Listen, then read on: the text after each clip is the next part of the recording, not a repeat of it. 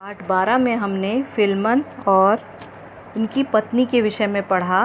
तो उसके बारे में आगे क्या हुआ, जब उनके घर अतिथि आए हुए थे तो जब वे भोजन कर रहे थे तो कुछ देर बाद खाने की मेज़ पर भोजन लगा दिया गया।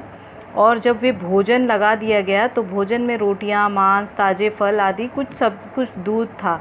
तो कुछ सामान्य सा ही भोजन था, लेकिन क्या हुआ, सब लोग भोजन करने लगे। यद्यपि भोजन साधारण था फिर भी बहुत स्वादिष्ट लग रहा था।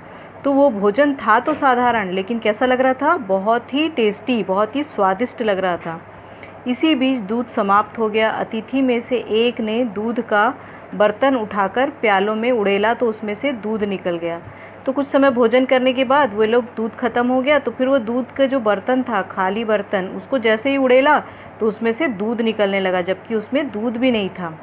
यह देख फिल्मन की और बासिन चकित रह गए। और बासिस जो थी, उसकी पत्नी, फिल्मन और बासिस जो थे, वो दोनों शॉक्ड हो गए, आश्चर्यचकित हो गए।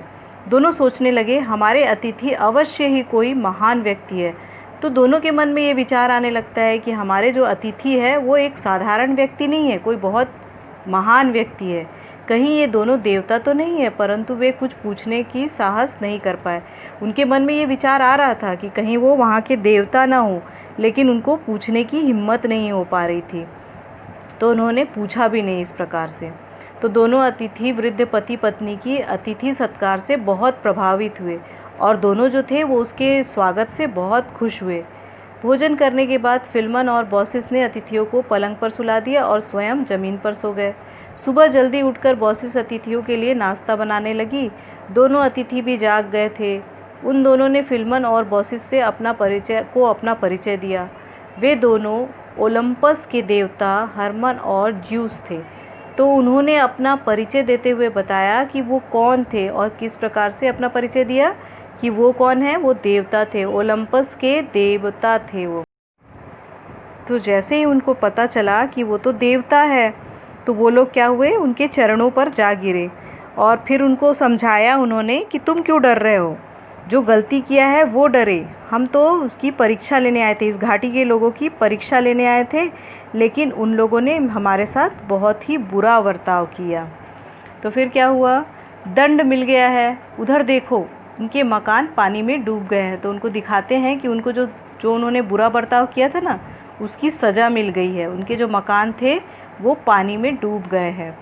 और हम तुम्हारे जो आतिथ्य होकर कुछ देना चाहते हैं, तो हम तुमसे बहुत प्रसन्न हैं, क्योंकि आपने हमारी बहुत ही अच्छा स्वागत किया, हमें भोजन कराया। तो इससे खुश होकर हम आपको कुछ देना चाहते हैं, मांगो तुम्हें क्या चाहिए। तो वो उनसे पूछते हैं कि तुम्हें क्या चाहिए।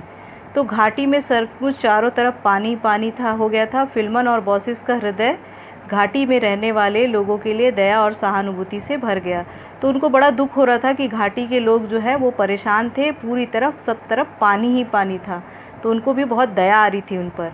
तो फिल्मन ने कहा, आपकी कृपा के लिए हम आभारी हैं, हम तो बूढ़े हो चुके हैं, हमें कुछ नहीं चाहिए। तो वही कहने लगे कि हमें कुछ भी नहीं चाहिए, हम यही मांगते हैं कि आप घाटी के लोगों को क्षमा कर दें, उन्हें माफ़ कर दें, उनकी सज़ा माफ़ कर दें। तो इस प्रकार कहते हैं। तो वो बताते हैं देवता कि वो इस लायक नहीं है कि आप उनको क्षमा करें, और यह कहकर देवता वहाँ से चले जाते हैं।